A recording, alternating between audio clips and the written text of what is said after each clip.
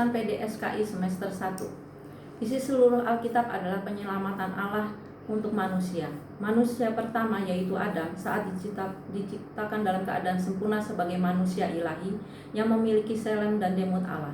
Selem adalah gambar Allah dalam bentuk roh dan merupakan komponen Allah yang tidak dikuasai dari luar, yaitu berupa pikiran dan perasaan. Pikiran dan perasaan menghasilkan kehendak bebas, sedang Demut adalah kualitas Allah. Manusia pertama jatuh ke dalam dosa atas kehendak bebasnya sendiri.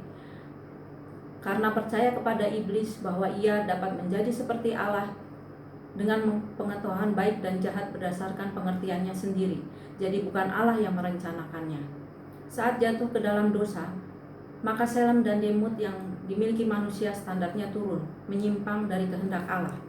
Allah begitu mencintai manusia sehingga tidak satu orang pun yang ia kehendaki untuk binasa. Namun Allah memiliki tatanan yang tidak akan bertentangan dengan hakikat Allah. Tatanan Allah adalah undang-undang Allah yang memenuhi segala ciptaannya. Tatanan Allah ini membuat segala sesuatu di alam semesta berjalan teratur. Tatanan Allah adalah Allah sendiri. Tatanan Allah dalam hal keselamatan manusia ada dua, yaitu yang pertama menjadi bagian Allah, yang kedua yang menjadi bagian manusia. Allah telah memenuhi bagiannya dengan mengutus Putra Tunggal yang amat dikasihinya, yaitu Yesus, untuk turun ke dunia menebus dosa manusia. Tidak mungkin manusia dalam segala usahanya dapat menebus dirinya sendiri, karena semua orang telah berbuat dosa. Roma 3 ayat 23. Adam pertama jatuh ke dalam dosa karena keinginannya sendiri, maka harus ditebus oleh Adam terakhir yang sejak kelahirannya tidak memiliki dosa dan oleh kehendak bebasnya hanya mau melakukan kehendak Allah sehingga sepanjang hidupnya tidak pernah berbuat dosa. Tuhan Yesus turun ke dunia dengan mengosongkan dirinya dalam segala hal. Ia disamakan dengan manusia. Filipi 2 ayat 6-8.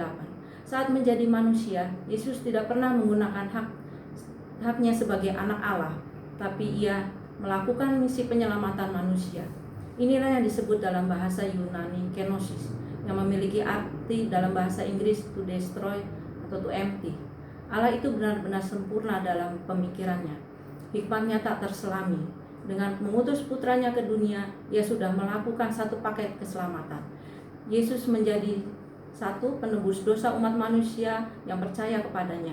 Dua, teladan hidup agar orang percaya dapat dikembalikan kepada rancangan semula, yaitu manusia yang segambar dan serupa Allah.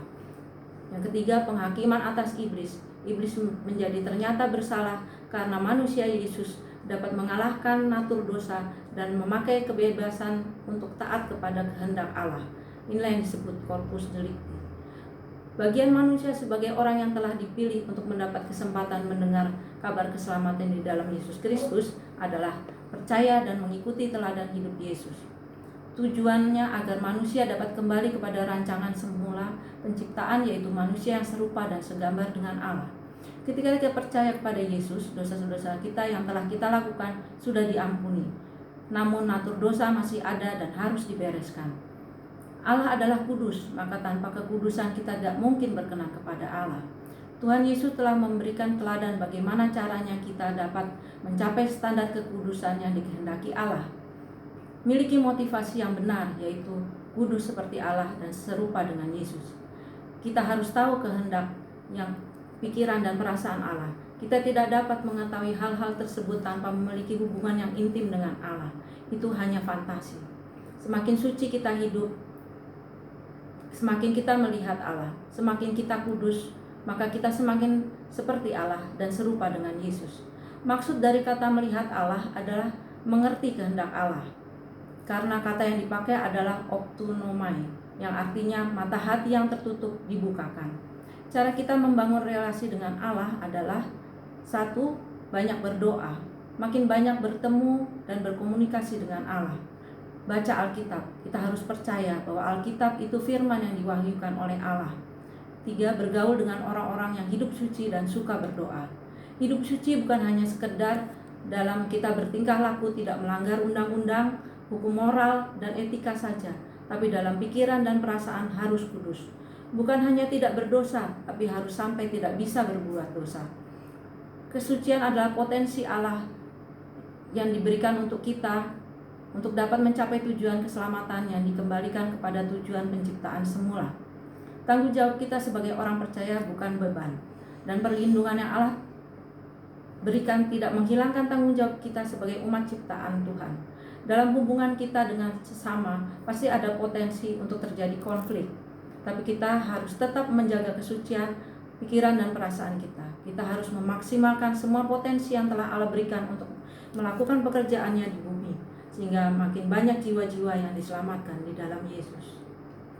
Allah dalam tataannya tidak dapat menghukum kalau tidak ada buktinya sebagai landasan bahwa telah terjadi kesalahan. Iblis awalnya adalah salah satu dari makhluk surgawi yang istimewa, namun karena ia ingin menyamai Allah, maka ia diusir dari surga dan dibuang ke bumi. Yesus telah membuktikan dengan kehendak bebas yang diberikan Allah, ia dapat taat hidup suci, kudus secara sempurna dan memiliki pikiran dan perasaan sesuai dengan pikiran dan perasaan Allah. Tuhan Yesus telah menjadi corpus delicti atas kesalahan iblis. Kita juga harus menjadi corpus delicti untuk memenuhi jumlah orang-orang benar yang ditentukan sehingga iblis dapat dihakimi oleh Yesus. Wahyu 6 ayat 11. Kekekalan adalah kehidupan setelah kematian. Sifatnya kekal, artinya tidak akan pernah berakhir. Ada dua jenis kekekalan, yaitu hidup kekal dan mati kekal. Dalam kehidupan kekal di langit baru dan bumi yang baru, umat pilihan, yaitu orang percaya kepada Yesus yang bertahan sampai kesudahannya, akan memerintah bersama dengan Yesus, bukan hanya menjadi anggota masyarakat biasa. Oleh karena itu, kita memiliki standar kesucian yang lebih tinggi selama hidup di bumi. Orang yang tidak percaya kepada Yesus bisa masuk surga, asal selama hidupnya tidak memusuhi Yesus. Di surga mereka akan menjadi warga biasa. Dalam kekekalan, orang yang selamat akan tinggal di langit baru dan bumi yang baru, LB3, merupakan pengulangan dari penciptaan bumi. Bedanya tidak ada dosa. Bentuk pemerintahannya adalah kerajaan dengan ibu kotanya Yerusalem baru, di mana Tuhan Yesus sebagai raja. Bersifat fisik bukan roh, berarti di LB3 ada kegiatan bekerja, karena bekerja adalah mandat Allah sebelum manusia jatuh ke dalam dosa.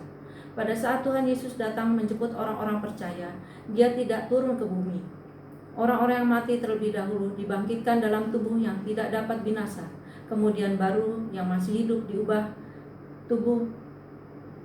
diberi tubuh kemuliaan dan bersama-sama terangkat ke LB3.